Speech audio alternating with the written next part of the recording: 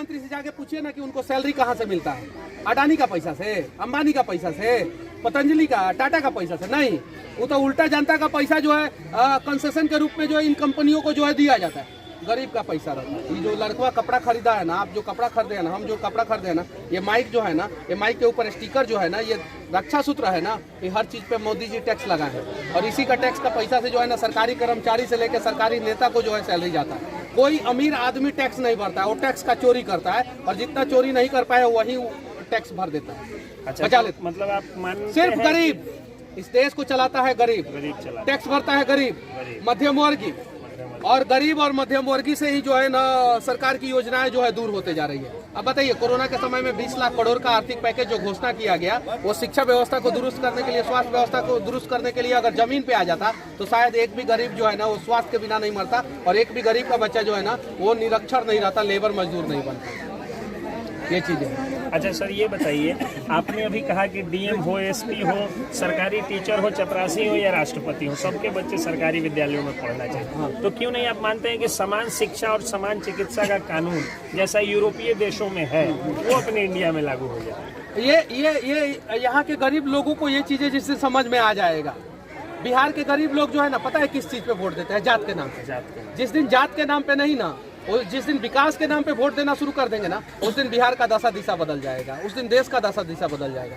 तो ये नियम तो लगना चाहिए। इस नियम के लिए तो आप भी आवाज उठाते हैं, लगातार आवाज उठाते हैं, हम लोग भी आवाज उठाते हैं, और सब लोग जो है समाजसेवी जो अच्छे लोग हैं वो लोग आवाज उठाते हैं। तो ये नियम जिस दिन बिहार में लग जाएगा उस दिन बिहार का दशा और दिशा दोनों बदल जाएगा। अच्छा, मनीष कश्यप जो है वो प्रायः सुदूर इलाकों में जा करके और कंप्यूटर दे रहे हैं। कंप्यूटर की शिक्षा क्यों इतनी महत्वपूर्ण आपको लगती है कि कंप्यूटर दे? हाँ, पहली चीज तो मेरे गांव में जो है बहुत जल्द जो है यहाँ के जिला शिक्षा पदाधिकारी, अपने गांव में नहीं बाकी जगहों पे भी आते हैं। मेरे गांव में जिला शिक्षा पदाधिकारी यहाँ के जो है वो कंप्यूटर का टीचर भी देने वाले हैं। अभी बात हो गई है, जदयू के एक नेता आए हुए हैं, 12वीं क्लास तक के 2 दिनों के अंदर में टीचर। 12वीं क्लास तक ये स्कूल है, 10 टीचर है, 2 टीचर और आने वाले हैं इस स्कूल में। 6 कंप्यूटर मैं लगवाया हूँ, 1 टीवी और देने वाला हूँ।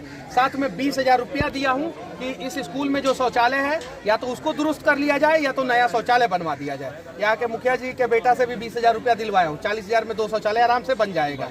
कंप्यूटर दे दिया हूँ, टीवी देने वाला हूँ, और अगर ये लोग सही से चलाएंगे तो और कंप्यूटर दूंगा। और टारगेट है, पहले तो मैं सोचा था कि 20-25 कंप्यूटर बांटूंगा दिसंबर तक, अब टारगेट है कि 200 कंप्यूटर बांटेंगे और कम से कम 50 स्कूलों में बांटेंगे। उसके लिए बहुत सारे लोग आगे आ रहे हैं, बस प्रयास करना होगा आपके। मुझे लगता है कि बिहार सरकार के मंत्रियों को, विधायकों को, सांसदों को सीख लेना चाहिए अपने पॉकेट से पैसा लगा कर। क्या बात कर रहे हैं? विधायक, सांसद, मंत्री सबको बहुत ज्ञान है, जाके देखिए उनका। सिर्फ हम लोग हैं। हाँ, ज्ञानी हम लोग हैं, उनका जनता है। उनका बैंक बैलेंस जाके चेक कीजिए, ऑटोमेटिक पता चल जाएगा।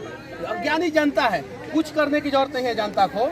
जनता जैसे पहले जो है गरीब नेताओं को चुनती थी तो विकास होता था। पहले के नेता जो है काम करते थे, लेकिन वही नेता लगातार चुने जाएंगे ना तो वो अमीर हो जाते हैं। तो मौका दीजिए, बदल के, जैसे राजस्थान में सरकार बदल जाता है, आप देखिए साउथ के हर एक राज्यों में जो है सरकार बदल जाता है। एक आदमी वो राज्य डेवलप भी है। एक आदमी को आप सेट होने का मौका दीजिएगा। 15 साल एक आदमी, 20 साल एक आदमी लगातार सरकार चलाएगा, सब अधिकारी से लेकर नेता, मंत्री, दलाल सब जो है सेट हो जाएंगे तो कहाँ से विकास होगा?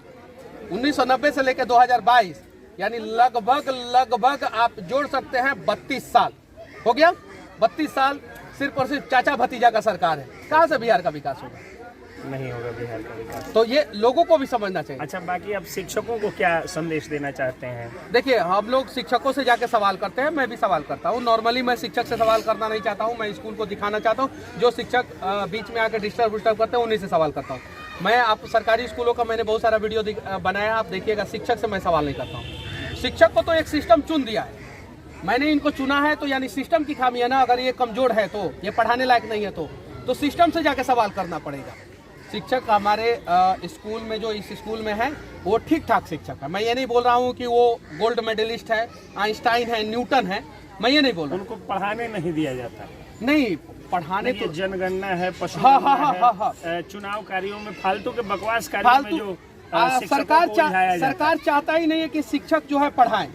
अगर एक शिक्षक को सिर्फ शिक्षा की जिम्मेवारी दी जाएगी तब ना वो जाके जो है किताब लेके पढ़ेंगे और बच्चों को पढ़ाएंगे। बड़े बड़े शिक्षक भी किताब लेके पढ़ते हैं और बच्चों को पढ़ाते हैं। यहाँ पे तो जनगणना का नियम बताया जाता है, कैसे जनगणना करना है। यहाँ पे तो वोट लेना है, कैसे पोलियो ड्रॉप कैसे पिलाना है वो बताया जाता है। नया योजना गाँव में कैसे कोरोना का ड्रॉप कैसे पिलाना है वो बताया जाता है। तो कहाँ से शिक्षा व्यवस्था दुरुस्त होगा? तो अगर सरकार केवल शिक्षकों को शैक्षणिक कार्य में रखे तो शिक्षा व्यवस्था सुधर सकती है। देखिए, शिक्षक 8 घंटा ड्यूटी ईमानदारी पूर्वक करे। डॉक्टर, सरकारी डॉक्टर 8 घंटा, सरकारी शिक्षक, सरकारी डॉक्टर 8-8 घंटा ड्यूटी ईमानदारी पूर्वक करे। शिक्षा और स्वास्थ्य की समस्याएं जो है वो बिहार से छू मंतर हो जाएगी। और अपना इलाज वो लोग सरकारी अस्पताल में ही करवाएं और अपने बच्चों को सरकारी स्कूल में ही पढ़ाएं। आप जाके पता कीजिए कि कौन सा सरकारी डॉक्टर जो है अपने लोगों का इलाज जो है सरकारी अस्पताल में कराता है। एम्स को छोड़ के, एम्स में सब कोई एडमिट होना चाहता है। और दिल्ली एम्स, पटना और ये दूसरा वाला एम्स नहीं, दिल्ली एम्स। तो ये नियम अगर लग जाएगा तो शायद जो है ना बिहार का कोई भी गरीब जो है शिक्षा और स्वास्थ्य के बिना जो है ना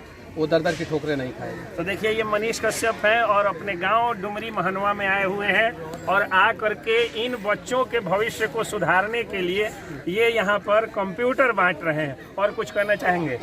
बस इतना ही कहूँगा कि अब इसको संभाल के रखना, जतन करके रखना गांव के लोगों की जिम्मेवारी है और यहाँ के शिक्षकों की जिम्मेवारी है। अब इससे ज़्यादा क्या कहूँगा। हर किसी में कमी होता है, मेरे अंदर भी बहुत सारी कमियाँ होगी। अगर मेरी सारी कमियाँ अगर दुरुस्त हो जाए तो मैं भगवान बन जाऊँगा।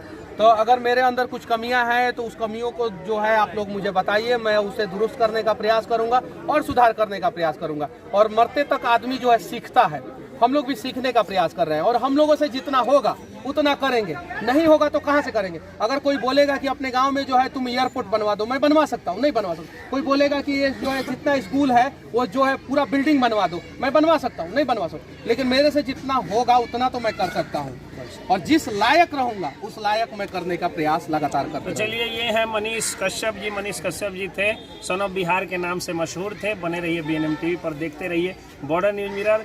जय बिहार, जय हिंद।